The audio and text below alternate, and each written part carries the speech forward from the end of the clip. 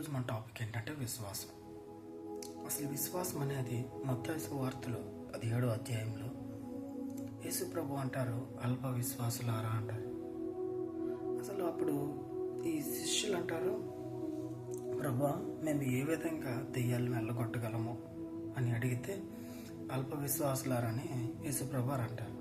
అసలు యేసు ప్రభు అలా అనగానే వాళ్ళ తర్వాత అంటారు, విశ్వాసం అనేది ఆవగింజంత ఉన్నా సరే, ఆవగింజంత విశ్వాసం ఉన్నా నీవు ఇక్కడ ఉన్న కొండను అక్కడికి జరపగలవు, అసాధ్యమైనది ఏదీ లేదు అంటారు.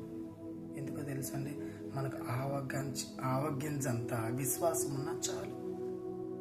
చూడండి, మనం ప్రార్థన చేస్తాము, అద్భుతాల కోసం ఆలోచిస్తాం, మనం ప్రార్థన చేస్తాం, ఏదేదో జరగాలని ఆలోచిస్తాం, కానీ ముందు నీలో విశ్వాసం ఉందా అని గమనించాలి.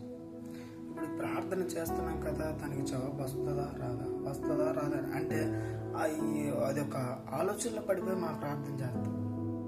కానీ దేవుడు అంటున్నాడు, నువ్వు విశ్వాసంతో ఆవగింజంత విశ్వాసం ఉన్నా సరే నీవు అసాధ్యమైనది సాధ్యము చేయగలవు. అసాధ్యం అంటూ అన్నది ఏది లేదు అని యేసు ప్రభువు చెప్తున్నాడు. నువ్వు ఏ విషయంలో అసాధ్యం అనుకుంటున్నావో ఏది కూడా అసాధ్యం కాదు. నీవు విశ్వాసం వచ్చు.